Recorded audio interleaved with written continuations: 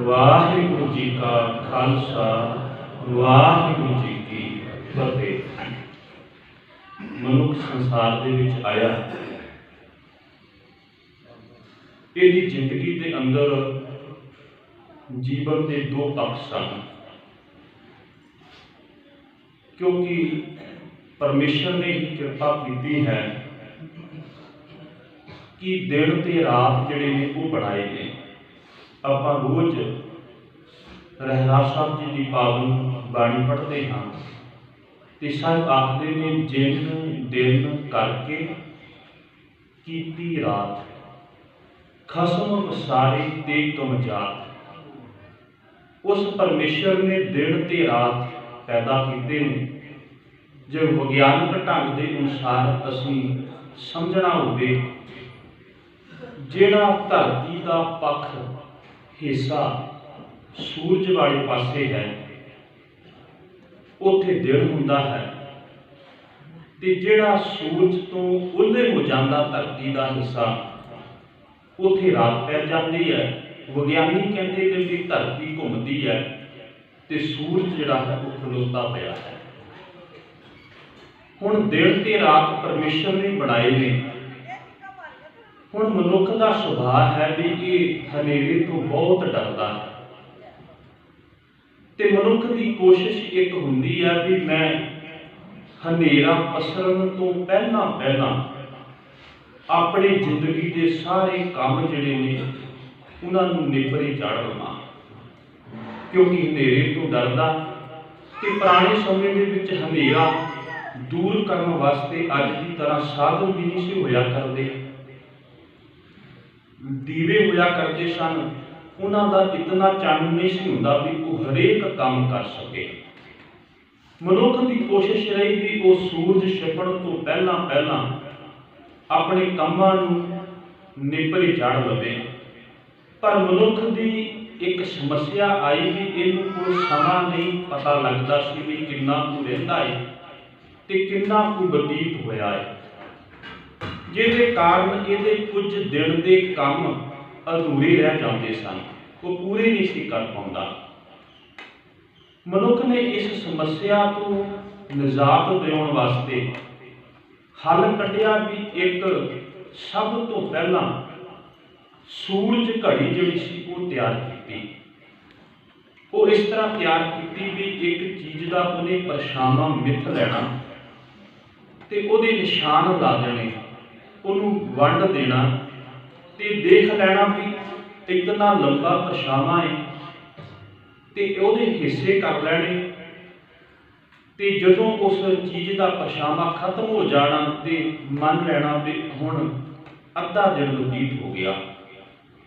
फिर दूसरे पासे नूं परछावां तुर पैना, उहदा माप ले लेना, उहदी भी वंड कर लैनी ते उस वंड दे विचों इहने कढ़िया भी हुण सूरज छिपण वाला है ते परत के उस हिसाब दे नाल इहने अपनी तरतीब जिहड़ी सी कामां दी बनाउणी शुरू की। पर एक समस्या होर इहदे सामने आई भी जिस दिन मौसम ने खराब होना, सूरज ना दिसना, धुंध पै जानी जां कोई होर इहो जिहा बदल आ जाना, ते जदों सूरज नहीं ते परछावां भी नहीं, परत के इस समस्या को फिर दूर करने वास्ते इन्हें एक होर घड़ी तैयार की। वो घड़ी ये तैयार की भी इन्हें एक बड़ा सारा बर्तन पानी का भर लेना ते उहदे उपर एक कौली कोई बाटा जिहड़ा सी उहदे थल्लड़े तल दे विच बिल्कुल सूखम जिहा छेक कर लेना ते उहनूं पानी के उपर रख देना। वो बिल्कुल बरीक बरीक बहुत सूखम छेक होने के कारण हौली हौली थल्ले पानी उस कौली दे विच भरदा जाना ते जिस वक्त वो कौली पूरी भर जानी ते वो कौली ने डुब जाना। उन्होंने फिर कढ़ना, खाली करके ते फिर उपर रख देना। इस तरह उन्हें देख लिया भी दिन दे विच मानो 10 वारी कौली डुबदी है ते इन्हें उस समय का माप कर लिया कि 10 ਵਾਰੀ ਕੌਲੀ ਡੁੱਬਦੀ ਹੈ ਤੇ ਉਸ ਹਿਸਾਬ ਦੇ ਨਾਲ ਉਹਨੇ ਆਪਣੇ ਕੰਮਾਂ ਦੀ ਤਰਤੀਬ ਜਿਹੜੀ ਹੈ ਉਹ ਕਰ ਲਈ ਤੇ ਆਪਣੇ ਕੰਮ ਦੇ ਉੱਪਰ ਚਾੜ ਦਿੱਤੇ। ਜਿਹੜਾ ਜਿੱਤੇ ਸਤਿਗੁਰੂ ਮਹਾਰਾਜ ਪਾਵਨ ਬਾਣੀ ਦੇ ਵਿੱਚ ਕਹਿੰਦੇ ਨੇ ਉਹ ਰਹੇ ਨਾ ਭਰੀਐ ਪਾਏ, ਵੀ ਜਿਹੜੀ ਜ਼ਿੰਦਗੀ ਰੂਪੀ ਕੌਲੀ ਪਾਣੀ ਦੀ ਡੁੱਬ ਗਈ, ਭਾਵ ਜ਼ਿੰਦਗੀ ਡੁੱਬ ਗਈ, ਖਤਮ ਹੋ ਗਈ, ਆਖਰੀ ਸਵਾਸ ਆ ਗਿਆ, ਉਹਨੂੰ ਇਸ ਸੰਸਾਰ ਦੇ ਵਿੱਚੋਂ ਆਖਿਰ ਜਾਣਾ ਹੀ ਪਵੇਗਾ। ਫਿਰ ਇਸ ਘੜੀ ਤੋਂ ਬਾਅਦ ਜਿਹੜੀ ਅੱਜ ਆਪਾਂ ਵੇਖਦੇ ਹਾਂ ਘੜੀ, ਇਹਦਾ ਸਭ ਤੋਂ ਪਹਿਲਾ ਮਾਡਲ ਜਿਹੜਾ ਸੀ ਉਹ 1319 ਦੇ ਵਿੱਚ ਬਣਿਆ। ਹੈਨਰੀ ਡੇਕਵੇ, ਇੱਕ ਫਰਾਂਸ ਦਾ ਰਹਿਣ ਵਾਲਾ ਵਿਅਕਤੀ, ਉਹਨੇ ਇਹ ਘੜੀ ਜਿਹੜੀ ਸੀ ਉਹ ਤਿਆਰ ਕੀਤੀ। ਇਸ ਤੋਂ ਬਾਅਦ ਇਹਦੇ ਵਿੱਚ ਕਈ ਨਵੀਆਂ ਤਕਨੀਕਾਂ ਆਉਂਦੀਆਂ ਜਿਹੜੀ ਅੱਜ ਅਸੀਂ ਘੜੀ ਵੇਖਦੇ ਹਾਂ, ਇਹ 1726 ਦੇ ਵਿੱਚ ਅਖੀਰੀ ਰੂਪ ਦਿੱਤਾ ਤੇ ਇਸ ਤੋਂ ਬਾਅਦ ਜਿਹੜਾ ਹੈ ਉਹ ਮਾੜਾ ਮੋਟਾ ਇਹਦਾ ਚੇਂਜ ਹੋ ਕਰਕੇ ਤੇ ਅੱਜ ਸਾਡੇ ਕੋਲ ਅਸੀਂ ਘੜੀਆਂ ਵੇਖਦੇ ਹਾਂ ਤੇ ਅਸੀਂ ਇਹਦੇ ਅਨੁਸਾਰ ਜ਼ਿੰਦਗੀ ਜਿਹੜੀ ਹੈ ਉਹ ਜਿਉਂਦੇ ਹਾਂ। ਔਰ ਇੱਕ ਗੱਲ ਯਾਦ ਰੱਖਿਓ, ਕਈ ਚੀਜ਼ਾਂ ਨੂੰ ਮਿਲਣ ਵਾਸਤੇ ਕਈ ਢੰਗ ਨੇ। ਆਪਾਂ ਪਦਾਰਥ ਮਿਲਦੇ ਹਾਂ, ਅਸੀਂ ਕੱਪੜੇ ਨੂੰ ਮਿਲਦੇ ਹਾਂ, ਧਰਤੀ ਨੂੰ ਮਿਲਦੇ ਹਾਂ, ਬੜਾ ਕੁਝ ਮਿਲਦੇ ਹਾਂ, ਸਭ ਕੁਝ ਮਨੁੱਖ ਨੇ ਬਣਾਇਆ ਮੇਰਮਿੰਟ ਦਾ। ਪਰ ਯਾਦ ਰੱਖਿਓ, ਉਹ ਕੋਈ ਵੀ ਇੰਸਟਰੂਮੈਂਟ ਜਿਹੜਾ ਤਿਆਰ ਕੀਤਾ ਕਦੀ ਵੀ ਮਨੁੱਖ ਜਿਹੜਾ ਆਪਣੇ ਨਾਲ ਨਹੀਂ ਚੁੱਕੀ ਫਿਰਦਾ। ਕੋਈ ਮਨੁੱਖ ਜਿਹਨੂੰ ਲੋੜ ਪੈਂਦੀ ਹੈ ਉਹ ਚੁੱਕ ਲੈਂਦਾ ਹੈ, ਸਦਾ ਹੀ ਨਹੀਂ ਚੁੱਕੀ ਫਿਰਦਾ। ਪਰ ਯਾਦ ਰੱਖਿਓ, ਮਨੁੱਖ ਜਿਹੜੀ ਘੜੀ ਹੈ ਉਹ ਹਮੇਸ਼ਾ ਹੀ ਆਪਣੇ ਕੋਲ ਰੱਖਦਾ ਹੈ। ਭਾਵੇਂ ਕਿ ਇਹਦਾ ਬਦਲਿਆ ਹੋਇਆ ਰੂਪ ਹੁਣ ਮੋਬਾਈਲ ਆ ਗਿਆ ਤੇ ਘੜੀਆਂ ਨੂੰ ਆਪਾਂ ਵਿਸਾਰ ਦਿੱਤਾ, ਪਰ ਰੱਖਦਾ ਉਹ ਟਾਈਮ ਨੂੰ ਆਪਣੇ ਕੋਲ ਹੈ। ਸਤਿਗੁਰੂ ਮਹਾਰਾਜ ਕਹਿਣ ਲੱਗੇ ਕਿ ਸੱਜਣਾ, ਤੂੰ ਸਭ ਤੋਂ ਵਧੇਕ ਘੜੀ ਨੂੰ ਆਪਣੇ ਕੋਲ ਰੱਖਦਾ, ਪਰ ਇਹ ਨਹੀਂ ਤੂੰ ਕਦੀ ਚੇਤੇ ਰੱਖਦਾ ਵੀ ਇਸ ਸਮੇਂ ਨੂੰ ਤੂੰ ਸਫਲ ਕਿਵੇਂ ਕਰਨਾ ਹੈ। ਇਸ ਸਮੇਂ ਨੂੰ, ਇਸ ਜ਼ਿੰਦਗੀ ਦੇ ਵਿੱਚ ਮਿਲੇ ਹੋਏ ਟਾਈਮ ਨੂੰ ਤੂੰ ਆਪਣੀ ਜ਼ਿੰਦਗੀ ਦੇ ਅੰਦਰ ਪਰਮੇਸ਼ਰ ਦੇ ਨਾਲ ਜੁੜ ਕੇ ਤੇ ਇਹਨੂੰ ਸਫਲ ਕਿਵੇਂ ਕਰਨਾ ਹੈ। ਸਤਿਗੁਰੂ ਮਹਾਰਾਜ ਨੇ ਪਾਵਨ ਬਾਣੀ ਦੇ ਅੰਦਰ ਇਸ ਸਮੇਂ ਨੂੰ ਸਫਲ ਕਰਨ ਦਾ ਢੰਗ ਜਿਹੜਾ ਹੈ ਉਹ ਸਾਡੇ ਸਾਹਮਣੇ ਰੱਖਿਆ ਹੈ। ਤੇ ਯਾਦ ਰੱਖਿਓ, ਸਭ ਤੋਂ ਵੱਡਾ ਸਮੇਂ ਦਾ ਜਿਹੜਾ ਪੈਮਾਨਾ ਹੈ ਮਾਪਣ ਦਾ, ਉਹ ਹੈ ਯੁੱਗ। ਔਰ 4 ਯੁੱਗ ਮੰਨੇ ਨੇ। ਜਦੋਂ ਸਮੇਂ ਦਾ ਮਾਪਦੰਡ ਆਇਆ ਤੇ 4 ਯੁੱਗ ਜਿਹੜੇ ਉਹ ਮੰਨੇ ਨੇ। ਭਗਤ ਕਬੀਰ, ਭਗਤ ਰਵਿਦਾਸ ਜੀ ਪਾਵਨ ਬਚਨਾਂ ਦੇ ਵਿੱਚ ਸਾਨੂੰ ਸਮਝਾਉਣਾ ਕਹਿੰਦੇ ਨੇ, ਸਤਿਯੁਗ ਸਤ, ਤ੍ਰੇਤਾ ਜਗੀ, ਦੁਆਪਰ ਪੂਜਾ 4, तीनों युग तीनों देड़े कल केवल नाम आधार। भगत जी कहते हैं कि सतयुग के विच आचरण को उच्चा चुकना, सतयुग सत, त्रेता जगी, त्रेता दे विच जग करने, दुआपर दे विच पूजा करनी, कल केवल नाम आधार, कलयुग दे विच नाम दा आसरा। पर नाल कहते हैं पार कैसे पाए हो रहे, ਤੇ ਇਸ ਸੰਸਾਰ ਦੇ ਵਿੱਚੋਂ ਪਾਰ ਕਿਵੇਂ ਪਾਇਆ ਜਾਵੇ, ਕਿਉਂਕਿ ਪਾਰ ਮਨੁੱਖ ਉਦੋਂ ਹੀ ਪਾਇਆ ਜਾ ਸਕਦਾ ਹੈ ਜਦੋਂ ਇਹ ਆਪਣੇ ਸਮੇਂ ਨੂੰ ਸਫਲ ਬਣਾ ਲਏਗਾ। ਨਹੀਂ ਤੇ ਸਮਾਂ ਤੇ ਸਤਿਗੁਰੂ ਮਹਾਰਾਜ ਕਹਿੰਦੇ ਨੇ ਬਤੀਤ ਹੁੰਦਾ ਜਾਂਦਾ ਹੈ, ਲਗਾਤਾਰ ਬਤੀਤ ਹੁੰਦਾ ਅਖੀਰ ਸਵਾਸਾਂ ਰੂਪੀ ਪੂੰਜੀ ਜਿਹੜੀ ਹੈ ਉਹ ਸਮਾਪਤ ਹੋ ਜਾਂਦੀ ਹੈ। ਸਤਿਗੁਰੂ ਮਹਾਰਾਜ ਨੇ ਸਫਲ ਕਰਨ ਵਾਸਤੇ ਸਮਾਂ ਤੇ ਕੁਝ ਬਾਣੀਆਂ ਸਾਡੇ ਸਾਨੂੰ ਰੱਖੀਆਂ ਨੇ।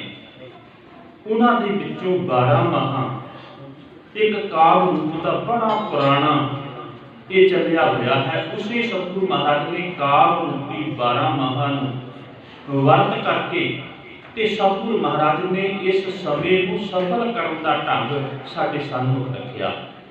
ਔਰ ਇਹ ਗੱਲ ਯਾਦ ਰੱਖਿਓ, ਗੁਰੂ ਗ੍ਰੰਥ ਸਾਹਿਬ ਦੇ ਵਿੱਚ 2 12 ਮਾਹਾਂ ਨੇ।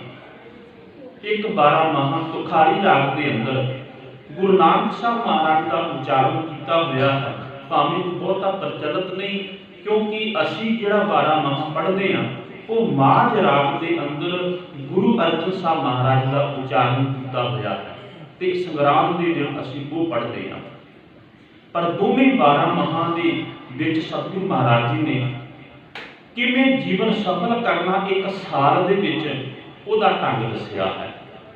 ਔਰ 12 ਮਹਾਂ ਦੇ ਅੰਦਰ ਜੋ ਗੁਰੂ ਅਰਜਨ ਸਾਹਿਬ ਮਹਾਰਾਜ ਦਾ ਇਹਦੀਆਂ 14 ਜਿਹੜੇ ਉਹ ਬੰਦ ਨੇ ਜਾਂ 14 ਪੌੜੀਆਂ ਨੇ, क्योंकि पौड़ियां तां आखिया जा सकता है भी ये पौड़ी जिहड़ी है ना, ख्याल करना रस्ते दो होंदे ने, एक सीधा रस्ता हुंदा है, एक रस्ता हुंदा पौड़ियां दा।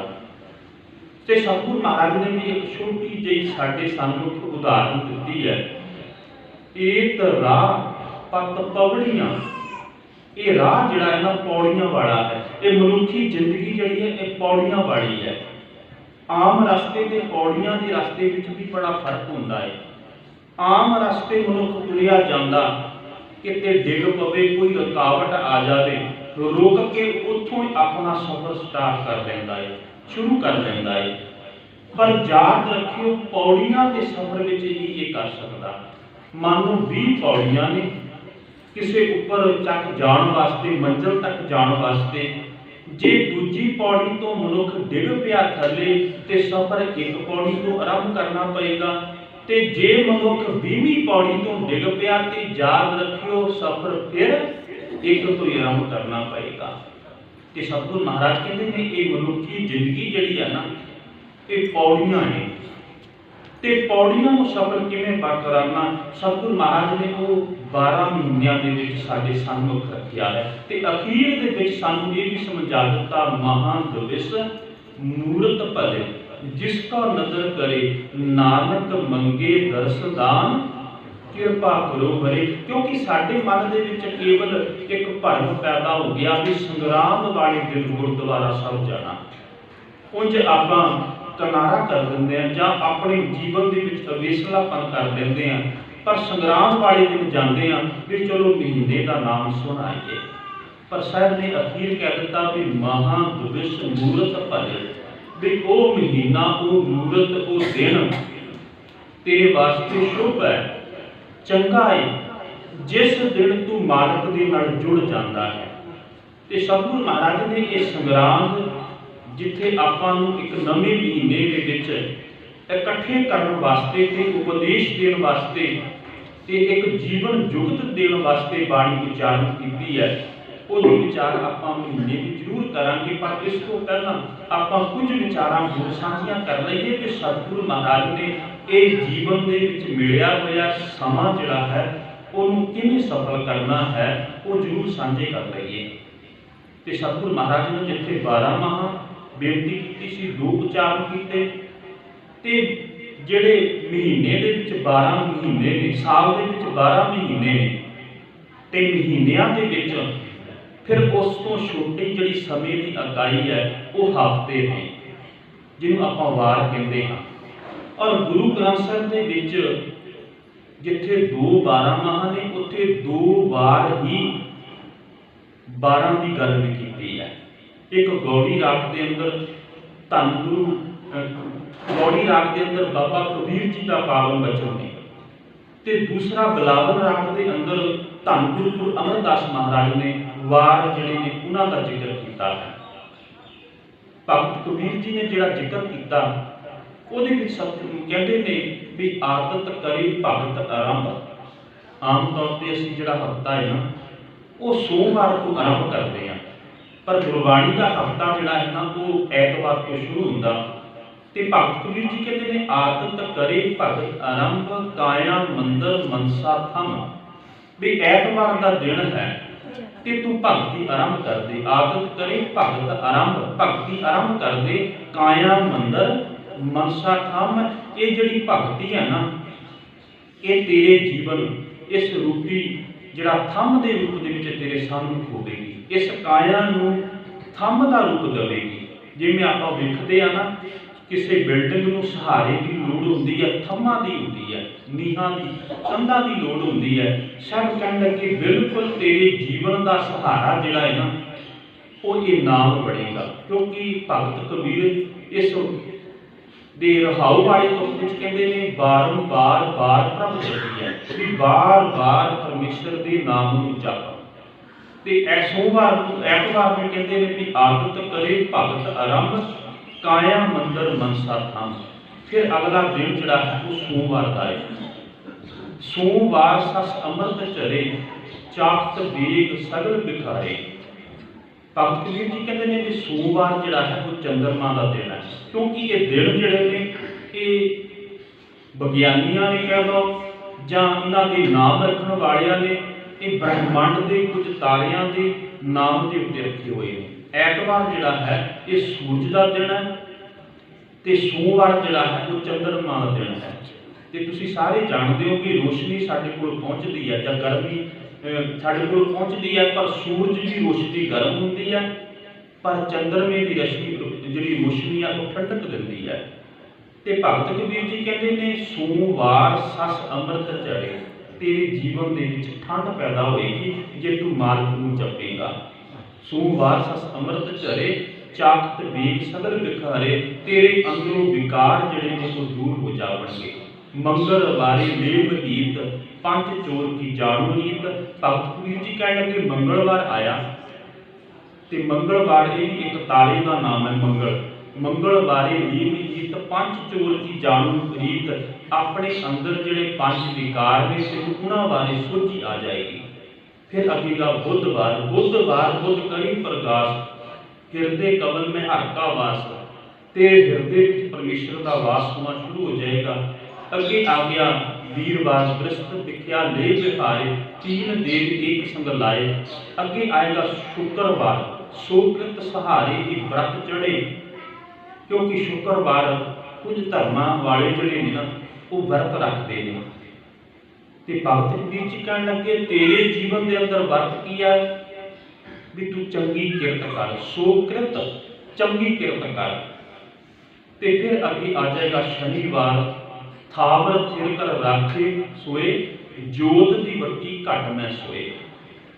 ਐਤਵਾਰ ਤੋਂ ਭਗਤੀ ਆਰੰਭ ਕੀਤੀ ਸੀ ਤੇ ਇੱਕ ਦਿਨ ਸਤਿਗੁਰੂ ਦੇ ਦੱਸੇ ਅਨੁਸਾਰ ਚੱਲੇ ਤੇ ਸਤਿਗੁਰੂ ਮਹਾਰਾਜ ਕਹਿਣ ਲੱਗੇ ਸ਼ਨੀਵਾਰ ਵਾਲੇ ਦਿਨ ਥਾਵਰ ਥਿਰ ਕਰ ਰਾਖੇ ਸੋਏ, ਜੋਤ ਦੀ ਵੱਟੀ ਘਟ ਮੈਂ ਸੋਏ। ਤੇਰੇ ਅੰਦਰ ਉਸ ਪਰਮੇਸ਼ਰ ਦੀ ਜੋਤ ਜਿਹੜੀ ਆ ਨਾ ਉਹ ਜਗ ਜਾਏਗੀ, ਤੈਨੂੰ ਪਰਮੇਸ਼ਰ ਦੀ ਪਹਿਚਾਣ ਜਿਹੜੀ ਹੈ ਉਹ ਬਣ ਆਵੇਗੀ।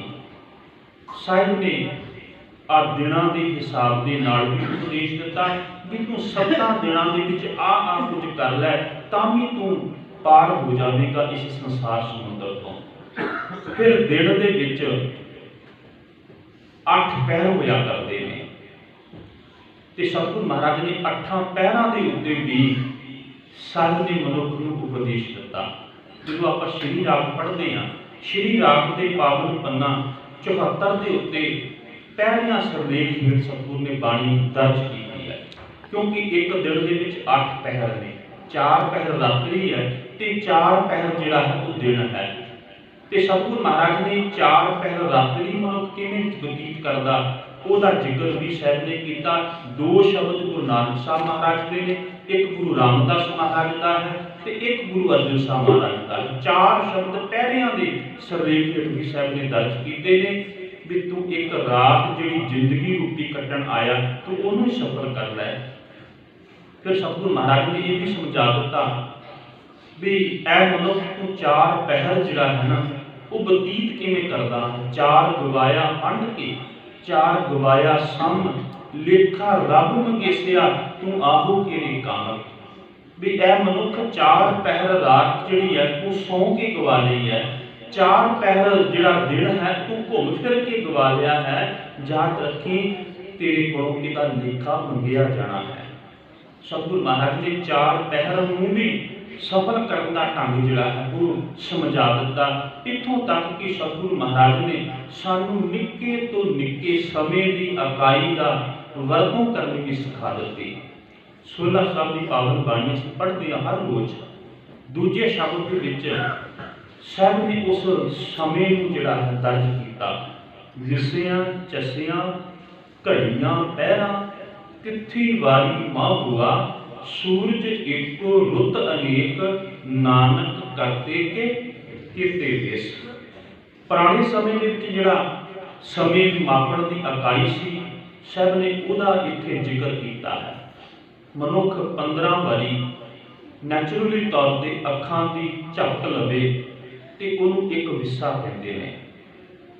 ਵਿਸੇ ਤੋਂ ਬਾਅਦ ਚੱਸਾ, 15 ਚੱਸਿਆਂ ਦਾ ਇੱਕ ਵਿਸਾ ਬਣਦਾ ਹੈ ਤੇ 30 ਵਿਸਿਆਂ ਦਾ ਇੱਕ ਪਲ ਬਣਦਾ ਹੈ। 60 ਪੱਲਾਂ ਦੀ ਇੱਕ ਘੜੀ ਬਣਦੀ ਹੈ। 7.5 ਘੜੀਆਂ ਦਾ ਇੱਕ ਪਹਿਰ ਬਣਦਾ ਹੈ ਤੇ 8 ਪਹਿਰਾਂ ਦਾ ਦਿਨ ਤੇ ਰਾਤ ਬਣਦਾ ਹੈ। ਇਹਦੇ ਵਿੱਚੋਂ ਹੀ ਅੱਗੇ ਸਮੇਂ ਦੀ ਇਕਾਈ ਹੈ, ਅੱਗੇ ਤੋਂ ਅੱਗੇ ਬਣਦੀ ਜਾਂਦੀ ਹੈ। ਦਿਨਾਂ ਦੇ ਹਿਸਾਬ ਦੇ ਨਾਲ ਮਹੀਨੇ ਬਣਦੇ ਨੇ ਤੇ ਮਹੀਨਿਆਂ ਦੇ ਹਿਸਾਬ ਦੇ ਨਾਲ ਸਾਲ ਬਣਦੇ ਨੇ। ਇੱਥੋਂ ਹੀ ਸਤਿਗੁਰੂ ਮਹਾਰਾਜ ਕਹਿੰਦੇ ਨੇ ਰੁੱਤਾਂ ਬਣਦੀਆਂ ਨੇ। ਸੂਰਜ ਇੱਕੋ ਰੁੱਤ ਅਨੇਕ। ਤੇ ਸਤਿਗੁਰੂ ਮਹਾਰਾਜ ਨੇ ਰੁੱਤਾਂ ਦੇ ਅਨੁਸਾਰ ਵੀ ਜ਼ਿੰਦਗੀ ਸਫਲ ਕਰਨ ਦਾ ਢੰਗ ਦੱਸਿਆ। ਰਾਮਕਲੀ ਰਾਗ ਦੇ ਅੰਦਰ ਸਤਿਗੁਰੂ ਮਹਾਰਾਜ ਨੇ 6 ਰੁੱਤਾਂ ਦਾ ਜ਼ਿਕਰ ਕੀਤਾ ਹੈ। ਬਸੰਤ ਰੁੱਤ, ਗਰੀਖਮ ਰੁੱਤ, ਸਸੀਅਰ, ਫੁੱਲਕਰ ਜਿਹੜੀ ਹੈ, ਇਵੇਂ 6 ਰੁੱਤਾਂ ਜਿਹੜੀਆਂ ਨੇ ਸਤਿਗੁਰੂ ਮਹਾਰਾਜ ਨੇ ਦਰਜ ਕੀਤਾ। ਉਹ ਤੋਂ ਵੀ ਉਪਦੇਸ਼ ਸਾਹਿਬ ਨੇ ਬਖਸ਼ਿਸ਼ ਕੀਤਾ ਹੈ। ਤੇ ਸਤਿਗੁਰੂ ਮਹਾਰਾਜ ਨੇ ਹਰੇਕ ਸਮੇਂ ਦੀ ਇਕਾਈ ਨੂੰ ਵਰਤ ਕੇ ਤੇ ਸਤਿਗੁਰੂ ਮਹਾਰਾਜ ਨੇ ਅਖੀਰ ਬਾਬਾ ਕਬੀਰ ਜੀ ਦਾ ਮੈਂ ਬਚਨ ਆਪ ਜੀ ਦੇ ਨਾਲ ਸਾਂਝਾ ਕਰਨਾ। ਬਾਬਾ ਕਬੀਰ ਜੀ ਤਾਂ ਇੱਥੋਂ ਤੱਕ ਕਹਿੰਦੇ ਨੇ, ਏਕ ਘੜੀ ਆਦਿ ਘੜੀ, ਆਦਿ ਹੂੰ ਤੇ ਆਦ, ਭਗਤਨ ਕਿਨ ਗੋਸ਼ਟੇ ਜੋ ਕਿਨੋ ਸੋ ਲਾਭ। ਹੁਣ ਇੱਕ ਘੜੀ ਜਿਹੜੀ ਹੈ ਉਹ 24 ਮਿੰਟਾਂ ਦੀ ਹੈ। 24 ਨੂੰ ਅੱਧਾ ਕਰ ਲਓ 12 ਤੇ ਉਹਨੂੰ ਅੱਧਾ ਕਰ ਲਓ 6 ਮਿੰਟ। ਤੇ ਭਗਤ ਕਬੀਰ ਜੀ ਕਹਿਣ ਲੱਗੇ ਵੀ ਤੂੰ 6 ਮਿੰਟ ਵੀ ਜੇ ਰੱਬ ਦੀ ਇਬਾਦਤ ਕਰ ਲੈ ਸਤ ਸੰਗਤ ਦੇ ਵਿੱਚ ਆ ਕੇ ਨਾ ਸੱਜਣਾ, ਤਾਂ ਵੀ ਤੇਰਾ ਜੀਵਨ ਸਫਲ ਹੋ ਸਕਦਾ ਹੈ। ਪਰ ਮਨੁੱਖੀ ਮਨ ਬੜਾ ਪਾਪੀ ਹੈ। ਇਹ ਸੰਗਤ ਵਿੱਚ ਆਉਂਦਾ ਤੇ ਹੈ ਪਰ ਬਾਹਰ ਹੀ ਘੁੰਮਦਾ ਰਹਿੰਦਾ। ਇਹ ਸੰਗਤ ਵਿੱਚ ਆ ਕੇ ਵੀ ਟਿਕਦਾ ਨਹੀਂ ਹੈ। ਕਬਹੂ ਜੀੜਾ ਊਬ ਚੜ੍ਹਤ ਹੈ, ਕਬਹੂ ਜਾਏ ਪਿਆਲੇ। ਕਦੀ ਇਹ ਉਡਾਰੀਆਂ ਮਾਰਦਾ ਹੈ ਇੱਧਰ, ਕਦੀ ਇੱਧਰ ਮਾਰਦਾ ਰਹਿੰਦਾ ਉਡਾਰੀਆਂ। ਤਾਂ ਸਤਿਗੁਰੂ ਮਹਾਰਾਜ ਕਹਿਣ ਲੱਗੇ ਸਤ ਸੰਗਤ ਵਿੱਚ ਆ ਕੇ ਜੇਕਰ ਤੂੰ ਅੱਧੀ ਘੜੀ ਤੇ ਅੱਧੀ ਤੋਂ ਵੀ ਅੱਧੀ ਆਪਣੀ ਸਫਲ ਕਰ ਲੈ ਰੱਬ ਦੀ ਇਬਾਦਤ ਦੇ ਵਿੱਚ, ਤੇ ਸਾਹਿਬ ਕਹਿਣ ਲੱਗੇ ਤੇਰਾ ਜੀਵਨ ਜਿਹੜਾ ਹੈ ਨਾ ਉਹ ਸਫਲ ਹੋ ਜਾਵੇਗਾ। ਤੇ ਅੱਜ ਜਿਹੜਾ ਹੈ ਉਹ ਨਾਨਕ ਸ਼ਾਹੀ ਕੈਲੰਡਰ ਦੇ ਅਨੁਸਾਰ ਨਵਾਂ ਸਾਲ ਹੈ। ਜੇ ਆਪਾਂ ਵੇਖਦੇ ਹਾਂ ਸਮਾਜ ਦੇ ਅੰਦਰ ਕੈਲੰਡਰ ਤੇ ਕੈਲੰਡਰ ਵੀ ਵੱਖ-ਵੱਖ ਧਰਮਾਂ ਦੇ ਆਪਣੇ ਆਪਣੇ ਵੱਖਰੇ ਹੈ। ਜਿਹੜਾ ਆਪਾਂ ਈਸਵੀ ਸਨ ਜਿਹੜਾ ਆਮ ਤੌਰ ਤੇ ਜਨਵਰੀ ਤੋਂ ਆਰੰਭ ਹੁੰਦਾ ਹੈ, ਜਿਹਨੂੰ ਆਪਾਂ ਹੁਣ 2022 ਕਹਿੰਦੇ ਹਾਂ, ਇਹ ਈਸਾ ਦੇ ਜਨਮ ਦੇ ਨਾਲ ਸੰਬੰਧ ਰੱਖਦਾ। ਹਾਲਾਂਕਿ ਉਹਨਾਂ ਵੱਲੋਂ ਵੀ ਈਸਾ ਦੇ ਜਨਮ ਦਿਨ ਤੋਂ ਬਾਅਦ 4 ਸਾਲ 6 ਦਿਨ ਬਾਅਦ ਵਿੱਚ ਆਰੰਭ ਕੀਤਾ ਹੋਇਆ ਇਹ ਕੈਲੰਡਰ ਈਸਵੀ ਕੈਲੰਡਰ ਹੈ। ਇਸ ਤੋਂ ਇਲਾਵਾ ਹਿਜਰੀ ਕੈਲੰਡਰ ਮੁਸਲਮਾਨਾਂ ਦਾ ਹੈ, ਕਿਉਂਕਿ ਮੁਹੰਮਦ ਸਾਹਿਬ 571 ਦੇ ਵਿੱਚ ਜਨਮੇ ਨੇ ਤੇ 622 ਦੇ ਵਿੱਚ ਉਹਨਾਂ ਨੇ ਮੱਕੇ ਨੂੰ ਛੱਡ ਕੇ ਮਦੀਨੇ ਗਏ ਸਨ। ਉਹ ਜਦੋਂ ਵਿਛੋੜਾ ਪਿਆ 622 ਦੇ ਵਿੱਚ, ਹਿਜਰੀ ਦਾ ਮਤਲਬ ਹੁੰਦਾ ਵਿਛੋੜਾ, ਤੇ ਉਹਨਾਂ ਨੇ ਇੱਕ ਕੈਲੰਡਰ ਜਿਹੜਾ ਸੀ ਉਹ ਹਿਜਰੀ ਕੈਲੰਡਰ ਉਸ ਸਮੇਂ ਤੋਂ ਜਿਹੜਾ ਸੀ ਆਰੰਭ ਕੀਤਾ ਸੀ। ਇਸ ਤੋਂ ਬਾਅਦ ਸੰਮਤ ਹੈ। ਸੰਮਤ ਈਸਵੀ ਕੈਲੰਡਰ ਦੇ ਵਿੱਚ 57 ਸਾਲ ਹੋਰ ਵਧਾ ਲਓ ਤੇ ਉਹ ਆਰੰਭ ਹੁੰਦਾ ਹੈ। ਇਸ ਤੋਂ ਬਾਅਦ ਗ੍ਰੈਗੋਰੀਅਨ ਕੈਲੰਡਰ ਹੈ, ਜਿਹੜਾ ਕੈਲੰਡਰ 1752 ਦੇ ਵਿੱਚ ਆਰੰਭ ਹੋਇਆ ਸੀ। ਔਰ ਖਿਆਲ ਕਰਨਾ ਗ੍ਰੈਗੋਰੀਅਨ ਕੈਲੰਡਰ ਹੁਣ ਆਪਾਂ ਵੇਖਦੇ ਹਾਂ ਕਿ ਸਾਡੇ ਜਿੰਨੇ ਵੀ ਪੁਰਬ ਨੇ ਨਾ ਉਹ ਲਗਭਗ 15-20 ਦਿਨ ਲੇਟ ਹੁੰਦੇ ਨੇ। ਮੈਂ ਇੱਕ ਛੋਟੀ ਜਿਹੀ ਉਦਾਹਰਨ ਆਪ ਜੀ ਦੇ ਸਾਹਮਣੇ ਰੱਖ ਦੇਵਾਂ, ਫਿਰ ਅੱਗੇ ਸ਼ਬਦ ਦੀ ਵਿਚਾਰ ਵੱਲ ਆਪਾਂ ਤੁਰਾਂਗੇ। ਅੱਜ ਦੇ ਮਹੀਨੇ ਦੀ ਵੀ ਆਪਾਂ ਜਿਹੜੀ ਵਿਸਾਖੀ ਅਗਲੇ ਮਹੀਨੇ ਆਉਣੀ ਹੈ ਉਹ ਆਪਾਂ 14 ਨੂੰ ਮਨਾਉਂਦੇ ਹਾਂ। ਪਰ ਜਦੋਂ ਤੁਸੀਂ ਵਿਸਾਖੀ ਦੀ ਡੇਟ ਜਦੋਂ ਗੁਰੂ ਗੋਬਿੰਦ ਸਿੰਘ ਮਹਾਰਾਜ ਨੇ ਖਾਲਸਾ ਪ੍ਰਗਟ ਕੀਤਾ, ਨੈੱਟ 'ਤੇ ਪਾਓ, ਕਿਤਾਬਾਂ ਨੂੰ ਪੜ੍ਹੋ ਤੇ ਉਹਨਾਂ ਦੇ ਵਿੱਚ ਤਰੀਕ ਆਵੇਗੀ 30 ਮਾਰਚ 1699। ਪਰ ਅਸੀਂ ਇਹ 30 ਮਾਰਚ ਦੀ ਬਜਾਏ 14 ਅਪ੍ਰੈਲ ਜਾਂ ਲੀਪ ਸਾਲ ਦੇ ਵਿੱਚ 13 ਅਪ੍ਰੈਲ ਨੂੰ ਕਿਉਂ ਮਨਾਉਂਦੇ ਹਾਂ? ਉਹਦਾ ਕਾਰਨ ਇਹ ਹੈ, ਨੁਕਤਾ ਆਪ ਜੀ ਜ਼ਰੂਰ ਸਮਝ ਲੈਣਾ ਵੀ 1752 ਦੇ ਵਿੱਚ ਇੰਗਲੈਂਡ ਸ਼ਹਿਰ ਜਿਹੜਾ ਬਾਕੀ ਕੰਟਰੀਆਂ ਦੇ ਨਾਲੋਂ 11 ਦਿਨ ਪਿੱਛੇ ਰਹਿ ਗਿਆ ਸੀ। ਤਰੀਕ ਪੱਖ ਤੋਂ 11 ਦਿਨ ਪਿੱਛੇ ਚੱਲ ਰਿਹਾ ਸੀ। ਤੇ ਉਹਨਾਂ ਨੇ ਕੀ ਕੀਤਾ ਵੀ 2 ਸਤੰਬਰ ਉਹਨਾਂ ਦਾ ਬਤੀਤ ਹੋਇਆ ਤੇ ਅਗਲੀ ਤਰੀਕ 3 ਸਤੰਬਰ ਚੜ੍ਹਦੀ ਸੀ, ਪਰ ਉਹਨਾਂ ਨੇ 3 ਸਤੰਬਰ ਨਹੀਂ, ਆਪਣੀ ਤਰੀਕ ਜਿਹੜੀ ਸੀ ਉਹ 14 ਸਤੰਬਰ ਕਰ ਲਈ। ਜਿਹੜਾ ਪਿਛਲਾ ਗੈਪ ਸੀ ਬਾਕੀ ਦੇਸ਼ਾਂ ਤੋਂ ਪਿੱਛੇ ਰਹਿਣ ਵਾਲਾ, ਉਹਨਾਂ ਨੇ ਪੂਰਾ ਕਰਕੇ ਆਪਣਾ ਦਿਨ ਜਿਹੜਾ ਸੀ ਸਾਰੇ ਦੇਸ਼ ਦੇ ਨਾਲ ਮਨਾ ਲਿਆ। ਹੁਣ ਉਸ ਵਕਤ ਅੰਗਰੇਜ਼ਾਂ ਦਾ ਇੱਥੇ ਰਾਜ ਸੀ ਤੇ ਉਹ ਸੰਨ ਪ੍ਰਚਲਿਤ ਸੀ, ਪਰੰਤੂ 1752 ਤੋਂ ਬਾਅਦ ਫਿਰ ਉਹ 11 ਦਿਨ ਦਾ ਫਰਕ ਨਿਕਲ ਗਿਆ ਤੇ 14 ਸਤੰਬਰ ਹੋ ਗਈ। ਤੇ ਜਿਹੜੀ ਸਾਡੀ ਅਗਲੀ ਵਿਸਾਖੀ ਸੀ ਨਾ, ਉਹ ਆਈ 9 ਅਪ੍ਰੈਲ ਨੂੰ।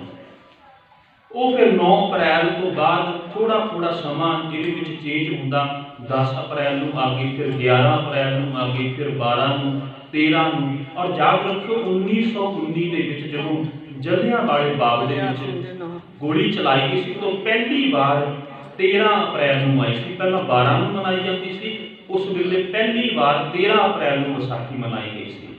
ਤੇ ਹੁਣ ਇੰਨੇ ਕੁ ਸਾਲਾਂ ਤੋਂ ਬਾਅਦ ਹੁਣ 14 ਨੂੰ ਮਨਾਈ ਜਾਂਦੀ ਹੈ ਤੇ ਆਉਣ ਵਾਲੇ ਸਾਲਾਂ ਦੇ ਵਿੱਚ ਜਿਹੜਾ ਹੈ ਉਹ ਅੱਗੇ ਹੋਰ ਚਲੀ ਜਾਏਗੀ। ਇਸੇ ਕਰਕੇ ਵਿਦਵਾਨਾਂ ਨੇ ਇੱਕ ਨਾਨਕਸ਼ਾਹੀ ਕੈਲੰਡਰ ਜਿਹੜਾ ਸੀ ਉਹ ਤਿਆਰ ਕੀਤਾ। ਉਹਦੇ ਵਿੱਚ ਸਾਡੇ ਗੁਰਪੁਰਬ ਜਿਹੜੇ ਸਨ ਉਹ ਸਾਰੇ ਫਿਕਸ ਕਰ ਦਿੱਤੇ ਗਏ ਸਨ, ਪਰ ਉਹਨਾਂ ਨੂੰ ਚੱਲਣ ਨਹੀਂ ਦਿੱਤਾ। ਸਾਡੀ ਬਦਕਿਸਮਤੀ ਰਹੀ ਕਿ ਅਸੀਂ ਫਿਰ ਉਹੀ ਕੈਲੰਡਰਾਂ ਦੇ ਪਿੱਛੇ ਜਿਹੜੇ ਸਨ ਉਹ ਲੱਗ ਗਏ। ਇਹ ਸਾਡੀ ਇੱਕ ਬਦਕਿਸਮਤੀ ਹੈ। ਇਹ ਕੈਲੰਡਰ ਜਿਹੜਾ ਹੈ ਨਾਨਕਸ਼ਾਹੀ ਕੈਲੰਡਰ, ਔਰ ਯਾਦ ਰੱਖਿਓ ਇਹ ਗੁਰੂ ਨਾਨਕ ਸਾਹਿਬ ਮਹਾਰਾਜ ਦੇ ਪ੍ਰਕਾਸ਼ ਦੇ ਨਾਲ ਆਰੰਭ ਹੁੰਦਾ ਹੈ। ਪਰ ਗੁਰੂ ਨਾਨਕ ਸਾਹਿਬ ਦਾ ਪ੍ਰਕਾਸ਼ ਭਾਵੇਂ ਅਪ੍ਰੈਲ ਮਹੀਨੇ ਦੇ ਵਿੱਚ ਹੈ ਵਿਸਾਖ, ਪਰ ਇਹਦੀ ਆਰੰਭਤਾ ਜਿਹੜੀ ਹੈ ਉਹ ਚੇਤ ਦੇ ਮਹੀਨੇ ਤੋਂ ਹੁੰਦੀ ਹੈ, ਅੱਜ ਦੇ ਦਿਨ ਤੋਂ।